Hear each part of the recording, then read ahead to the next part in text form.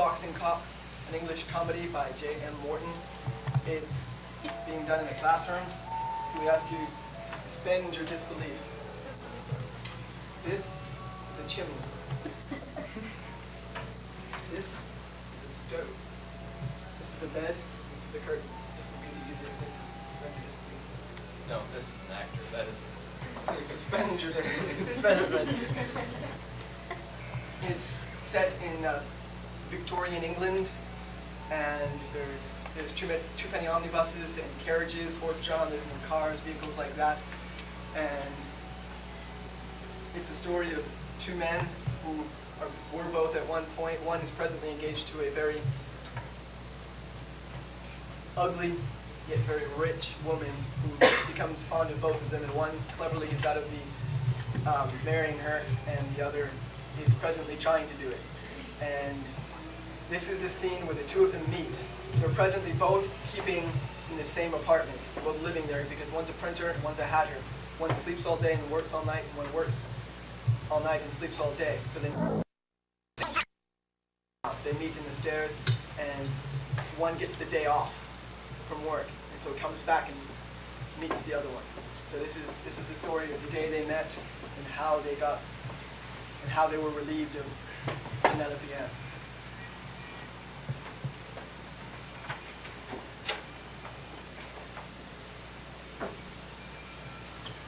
Half a mind to register notes that I'll never have my hair cut again. Looks as if I've been cropped for the militia. I was particularly emphatic in my instructions to the hairdresser, only to cut the ends off. She must have thought the other ends. Never mind, I shan't meet anybody to care about so early. 8 o'clock, I declare. Every moment to lose. Fate has placed me with one of the most punctual, particular, and peremptory of hatters. I failed my destiny. Open locks, whoever knocks. Good morning, Mr. Cox. I do hope you slept comfortably, Mr. Cox. I can't say I did, Mrs. B. I should feel obliged to use those to Mrs. B. It seems to me it has about a handful and a half of feathers on each end, and none absolutely whatsoever in the middle. Was there anything to accommodate you, Mr. Cox? Why, I do declare, Mr. Cox, you want your hair cut. Cut? It strikes me I've had it mowed. It's very kind of you to mention it, but I'm sufficiently conscious of the absurdity of my personal appearance already. Now for my hat.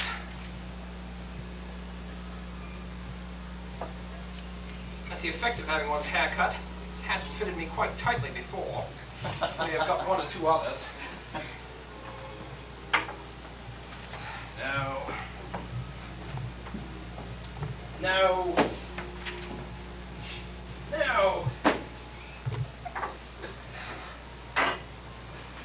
Never mind. This one seems to wobble about less than the others. Now I'm off. By the by, Mrs. Bouncer, I wish to call to your attention something that has been bothering me for quite some time past. That is, that my cows go remarkably fast. No, Mr. Cox! It's not only the case with the cows, Mrs. Bouncer, but also I've noticed a gradual and steady increases of evaporation among my candles, wood, sugar, and lucifer matches. No, Mr. Cox, you surely don't suspect me! I can't say I do, Mrs. B, only I wish you distinctly should notice that I do believe it's the cat. Is there anything else you've got to grumble about, sir? Grumble. Mrs. Bouncer, do you possess such a thing as a dictionary? No, sir. Then I'll lend you one. If you look under the letter G, you'll find grumble, verb neuter, to complain without a cause. Now, that's not my case, Mrs. B. Well, while we're on the subject, does she know why it is that I find my parker always full of smoke? Well, I suppose it must be the chimney, sir.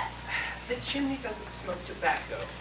Speaking of tobacco smoke, Mrs. B, I hope, Mrs. Bouncer, you're not guilty of the cheroots or Cubans. Not I, indeed, Mr. Cox! Nor partial to a pipe? No, sir!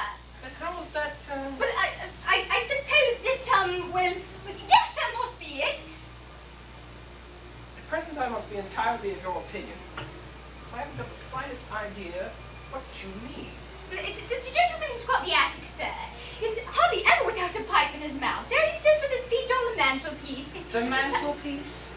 It strikes me as a considerable stretch, Mrs. Bouncer, either of your imagination or of the gentleman's legs. I presume you mean the fender of a hall. Of course, sir. Yes, sometimes one, sometimes pounds the other. There he sits, puffing into the fireplace for hours. So you mean to say, this gentleman's smoke, instead of emulating the example of all other sorts of smoke and going up the chimney, thinks to take a singularity by going in the contrary direction? Why, And I suppose this gentleman you were speaking of is this individual I invariably meet, coming up the stairs when I'm going down and going down when I'm coming up. well, yes, I suppose that's yes. From the appearance of his outward man, I should unhesitatingly put him down as a gentleman connected with the printing. Oh, yes, sir, a very respectable young man he is. Well, good afternoon, Mrs. Bouncer. You'll be back at the usual time, I suppose, sir. Yes, sir, yes, ma'am, 9 o'clock, and, don't forget to put my... Yes, Look at the script. Needn't light my fire in the future, Mrs. Bouncer. I shall do it myself. Yes. Don't forget the bowl, sir. Half a worth of milk, Mrs. Bouncer. Be sure to let it stand. I wish it free to accumulate. Okay, yes, sir.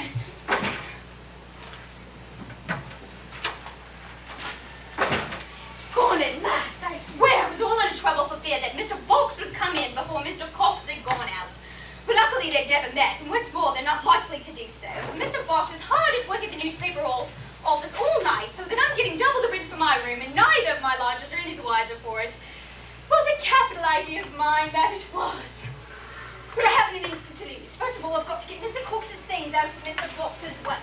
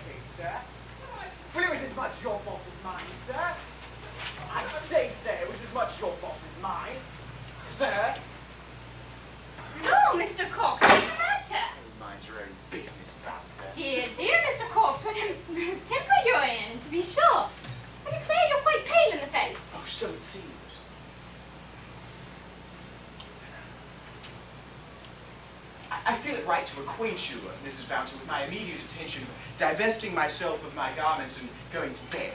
Oh, Mr. Fox! Stop. Just a moment, sir. Can you inform me who the individual is that I invariably encounter going up the stairs when I'm going down and going down the stairs when I'm coming out? Oh, the gentleman who's got the attic, sir? Oh. Nothing particularly remarkable about him, except his hats. I meet him in all sorts of hats. Black hats and white hats. Hats with broad brims and hats with narrow brims. Hats with napes and hats without napes. In short, I've come to the conclusion that he must be individually and professionally associated with the hatting industry. Oh, yes, sir. Oh, and by the by, he begs me to ask of you as a particular favor not to smoke quite so much. Oh, did he? Well, then you may tell the gentle hatter, with my compliments, of course, that if he so objects to the effluvia of tobacco, then he may domesticate himself in some adjoining parish. Surely you would not deprive me of a lodger, Mr. Vaughn? Oh, well, it would amount to precisely the same thing, Bouncer, because if I detect the slightest attempt to put my pipe out, I at once give you warning that I shall give you warning at once. Is there anything more you want of me, sir? Oh, on the contrary, Bouncer, I've had quite enough of you. Well, if ever, what's next, I wonder? It's quite extraordinary, the trouble I always had to get rid of that venerable female. She knows I'm at work all night, and she seems to set her face against my indulging in a horizontal position by day. Now let me see. Shall I take my nap before I swallow my breakfast? Or shall I take my breakfast before I swallow my nap? No. Shall I swallow my nap? Oh, never mind. I seem to purchase a rasher of bacon. I have the most distinct and vivid recollection of having purchased a rasher of bacon. And a penny roll.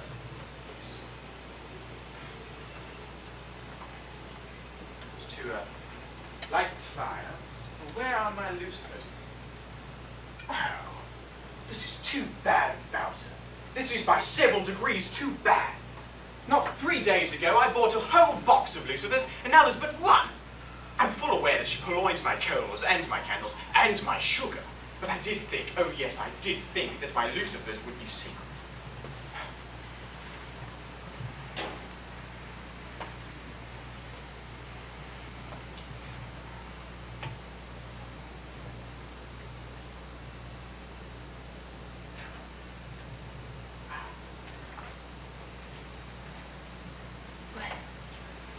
I should like to ask any unprejudiced person or persons their opinion is touching this candle. In the first place, I'm an individual who does not need a candle because I'm only at home in the daytime. So I bought this candle on May the 1st, chimney sweeper's day, calculating it would last me 3 months. Here we are, not 1 week, half gone, and the candle 3 pounds gone.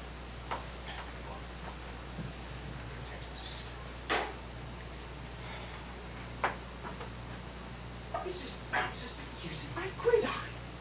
The last article of consumption I cooked upon it was a pork chop. Now it's powerfully impregnated. The odor of red herrings.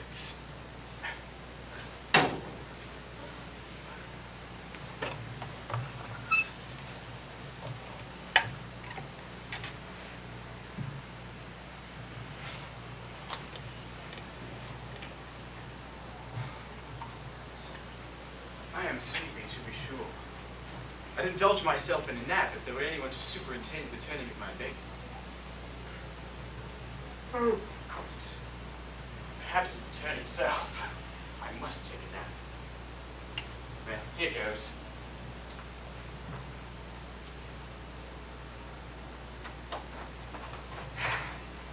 Well, wonders will never cease. Conscious of being 11.5 minutes behind time, I was sneaking into the shop in a state of considerable excitement when my invariable employer, with a smile of extreme benevolence on his aged countenance, said to me, "Cox, I shan't want you today. You can have a holiday." Lots of Gravesend and back fare, 1 shilling, instantly suggested themselves, intermingled with Greenwich for 4pence, and came the too many omnibuses and the halfpenny boats. In short, I'm quite bewildered. But if I must have my breakfast first, it'll give me time to reflect. Bought a mutton chop, so I shan't want any dinner. Good gracious, I forgot the bread. This? Oh, I declare. Come, that's lucky. Now then, light a fire. Who presumed to touch my last lucifer? I left one. I know I did. The fire is lighted. And where's the gridiron? The fire, I declare. And what's in it? Bacon. Bacon it is. And upon my life, there's a quiet coolness about Mrs. Bouncer's proceedings that's almost amusing. She takes my last lucifer, my coals, my gridiron to cook her breakfast by. No, I can't stand this. Out there. Now for my breakfast things.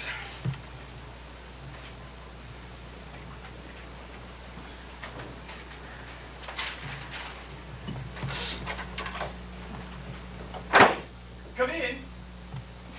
If it's you, Bouncer, you needn't be afraid. I wonder how long I've been asleep. Goodness gracious, my bacon.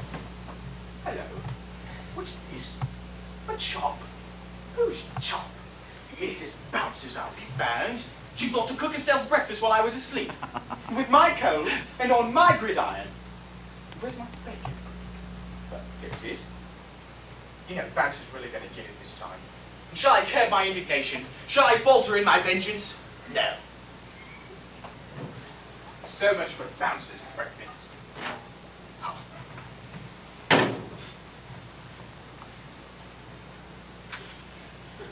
Well, I might as well lay my breakfast.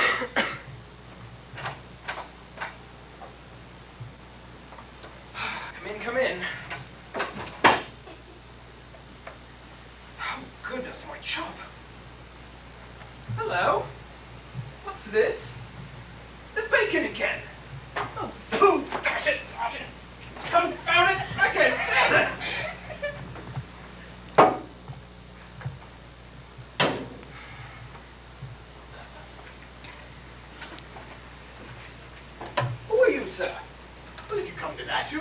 What do you want here, sir?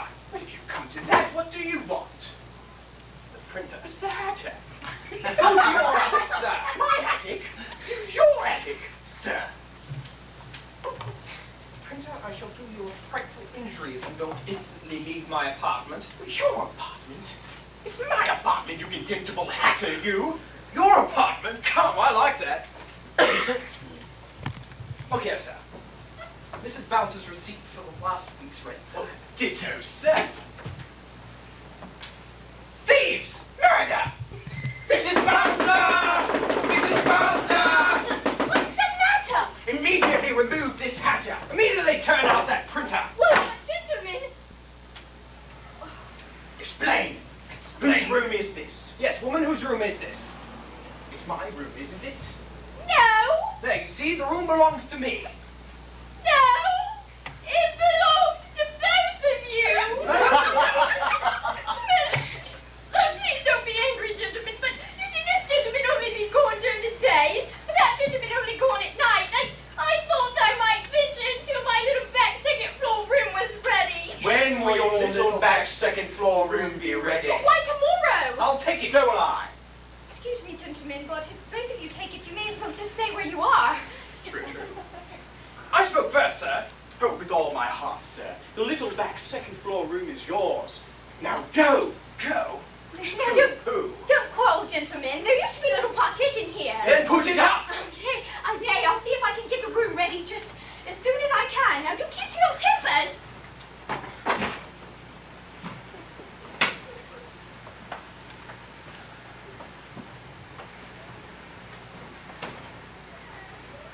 What a disgusting position. If you don't mind my saying so, if you've not had any exercise today, you'd better go out and take it. I'll do nothing of the sort, sir. Very well, sir. Very well, sir. Oh, don't let me prevent you from going out. Oh, don't flatter yourself, sir.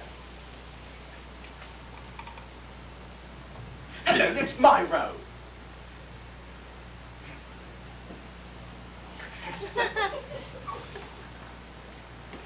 Hello, what are you about, sir? What am I about? I'm about to smoke. Ugh.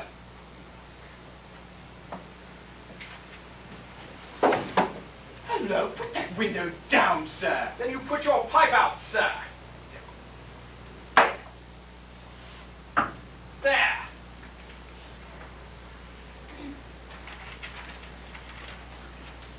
Shall we tie to my pillow? I beg your pardon, sir. I cannot allow anyone to rumple my bed. Your bed?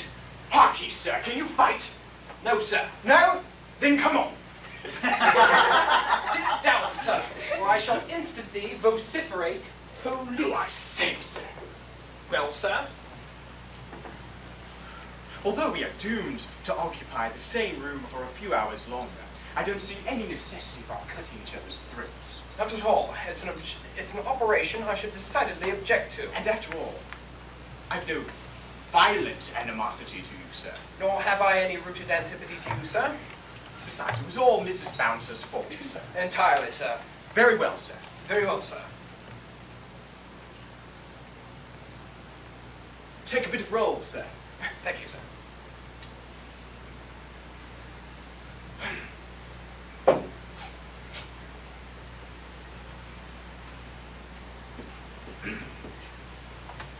Do you sing, sir? I sometimes join in a chorus. Well, then give us the chorus.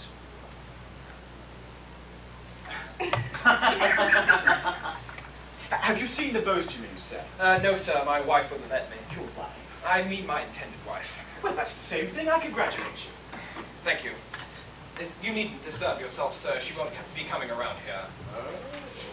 I understand. Got a snug little establishment of your own here, on the sly, cunning dog. No such thing, sir. I repeat, sir, no such thing. It's just that my wife, I mean my intended wife, happens to be the proprietor of a considerable amount of bathing machines. Huh. Where? A favorite watering place? Curious you are. No, not at all. Well, consequently, in the bathing season, which luckily is rather a long one, we see little of each other. But that is now over. I'm indulging in the expectation of being blessed with the sight of my beloved. Are you married? No, me. Why? Not exactly. Ah, happy bachelor. Why, not precisely. Oh, a widower? No, not absolutely. Well, excuse me, sir, but at present I don't exactly understand how you can help being one of the three. Not help it. No, sir, not you nor any other man alive. Oh, well, that may be, but I'm not alive. You excuse me, sir, but I don't like joking upon such subjects. But I'm perfectly serious, sir. I've been defunct for the last 3 years. Will you be quiet, sir? If you won't believe me, I'll refer you to a very large, numerous, and respectable circle of disconsolate friends. My dear sir, my very dear sir, there does exist any ingenious contrivance whereby a man on the eve of committing matrimony can leave this world and yet stop in it. I shouldn't be sorry to know it.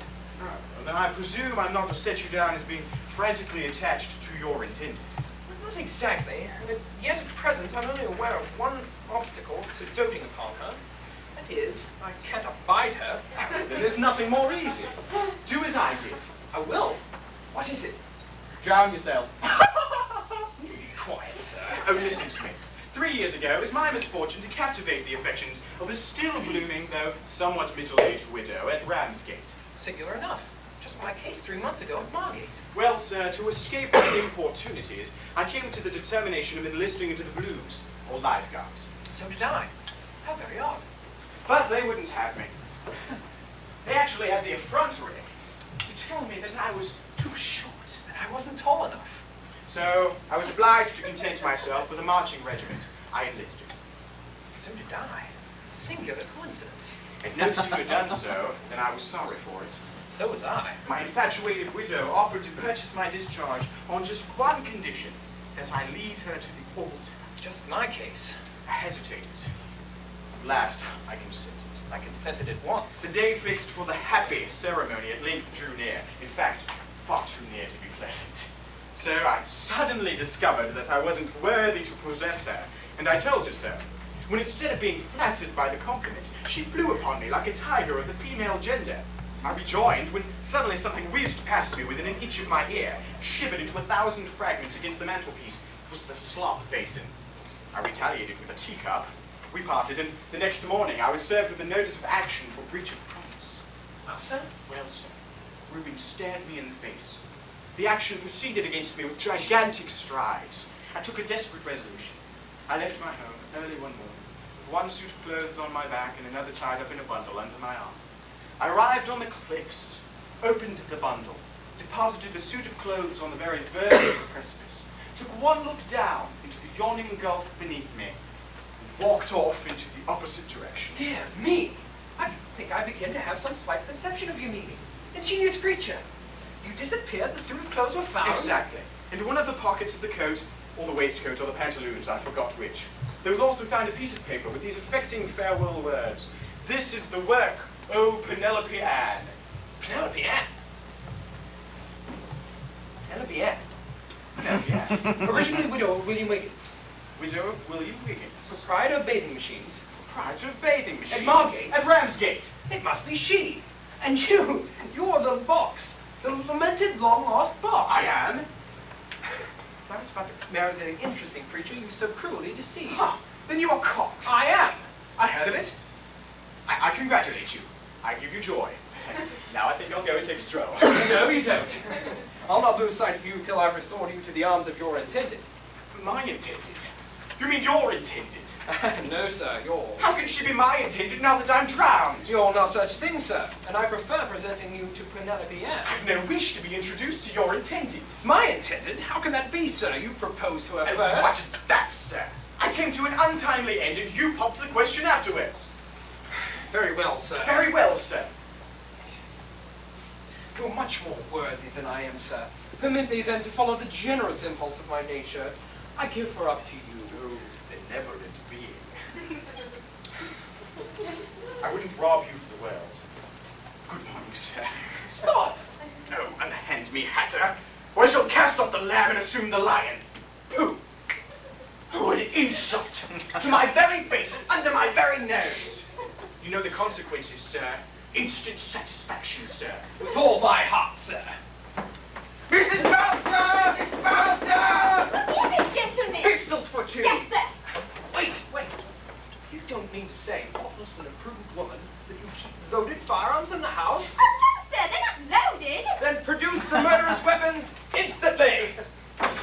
say, sir? Well, sir, What's your opinion of dueling, sir? I think it's a barbarous practice, sir. So do I, sir. To be sure, I don't so much object to it when the pistols are not loaded. No. I dare say that does make some difference. And yes, sir. On the other hand, doesn't it strike you as rather a waste of time for two people to keep firing pistols at one another with nothing in them? No, sir. Not more than any other harmless recreation. Hark ye, sir. Why do you object to marry Penelope Ann? Because as I observed already, I can't abide her. You'll be very happy with her. Happy? Me? With the consciousness that I've deprived you of such a treasure. No, no, Cox. Oh, don't think of me, Box. I shall be sufficiently rewarded by the knowledge of my Box's happiness. Don't be absurd, Then sir. don't you be ridiculous, sir. I won't have her. I won't have her. Oh. I have it. Suppose we draw lots for the lady, eh, Mr. Cox? All mine. Or what do you say to dice? That's fair enough. Nice by all means. That's lucky. Mrs. Bounce's nephew left a pair here yesterday. He sometimes persuades me to have a throw for a trifle, as he always throws sixes. I suspect they are good ones. I've no objection at all to dice. I lost £1, 17 and sixpence last Barnet races to a very gentlemanly looking man. I suspected they were loaded because he had a most peculiar knack of throwing sixes. I gave him another half-crown and he gave me the dice. Now then, sir. I'm ready, sir. Will you lead off, sir? As you please, sir. The lowest throw, of course, wins Penelope Ann. Of course, sir. Very well, sir. Very well, sir. Sixes. That's not a bad throw of yours, sir. Sixes. Pretty good one of yours, sir. Sixes. Sixes. Sixes. Sixes. So not bad dice of yours, sir. All seem pretty good ones, sir. Suppose we change. Very well, sir. Sixes. Sixes. Sixes. Sixes. Oh, boo! It's perfectly absurd you're going on throwing sixes in this sort of way, sir. I shall go on till my luck changes, sir. Now, let's try something else. I have it. Suppose we toss for Penelope Ann. The very thing I was about to propose. We see. Where's my tossing ship? Here it is. My lucky sixpence. I got it. Now then, sir. Heads win. Or tails lose, whichever you prefer. Same to me, sir. Very well, sir. Heads I win, tails you lose. Yes. No. Heads win, sir. Very well. Go on. Heads.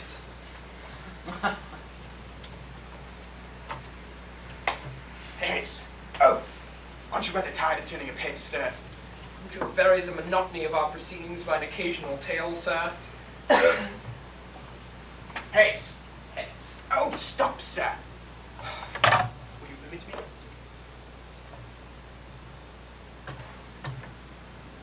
Your sixpence has got two heads, sir. Your shilling has got two heads, sir. Cheat! Swindler!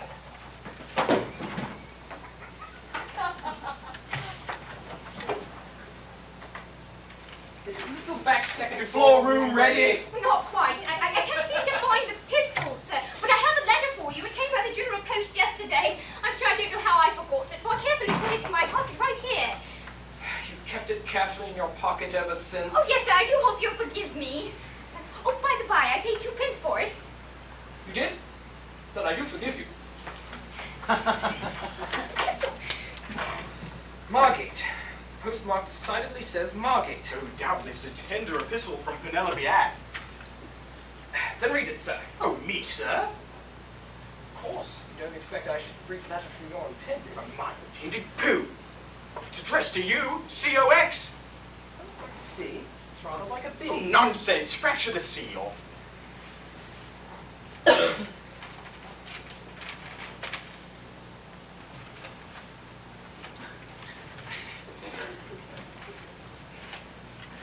Margate Way the 4th, sir. I hasten to convey to you the intelligence of a melancholy accident which has bereft you on your intended wife. He means your intended. No, yours. However, it's perfectly immaterial, but she was unquestionably was yours. How can that be? You proposed to her first? Yes, but then... Oh, don't let us begin again. Go on. Poor Mrs. Wiggins went on for a short excursion in a sailing boat. A sudden and violent squall soon after took place, which it is supposed upset her. She was found 2 days afterwards, keel upwards. Oh, woman. The boat, sir. As her man of business immediately proceeded to examine her papers, amongst which I soon discovered her will. The following extract from which will, I have no doubt, be satisfactory to you. I hereby bequeath my entire property to my intended husband. Excellent but unhappy creature. Generous, ill-fated being. To think that I tossed up for such a woman. When I remember that I staked such a treasure on the hazard of a die. I'm sure, Mr. Fox, I can't sufficiently thank you for your sympathy. I'm sure, Mr. Cox, you couldn't feel more if she was your own intended. My own intended? She was my own intended. Your intended? Come on like that? Didn't you very properly observe just now, sir, that I proposed to her first? To which you very sensibly replied that you'd come to an untimely end. I deny it! I say you have. The fortune is mine. Mine. I'll have it. So will I. I'll go to the law. So will I. Stop. A thought strikes me. Instead of going to the law about the property, suppose we divide it. Equally? Equally. I'll take 2/3. That's fair enough. I'll take 3/4. Oh, that will do. Half and half. Agreed. Agreed? Has my hand My upon hand it? upon it? Fine. Hello, postman again? No, Here's the postman. Another letter for you. Oh, I forgive you again.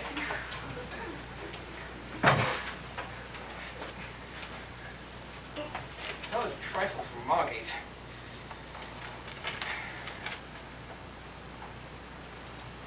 Goodness gracious!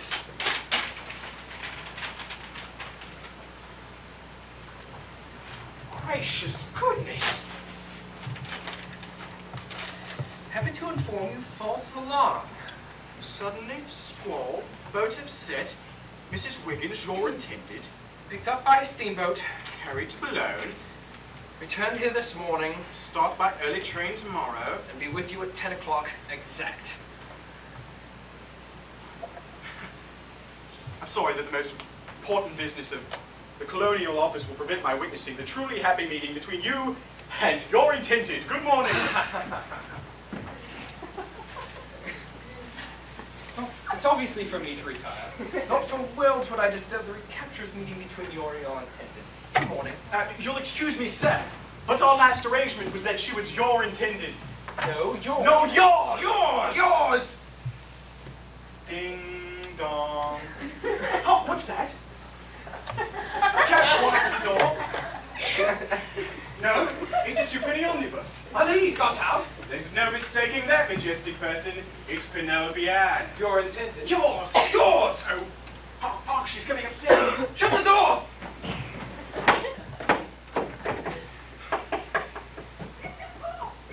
I've just stepped out! Only you? Then where's the lady? Upon your honor. As a gentleman. Give it to me. Put it under.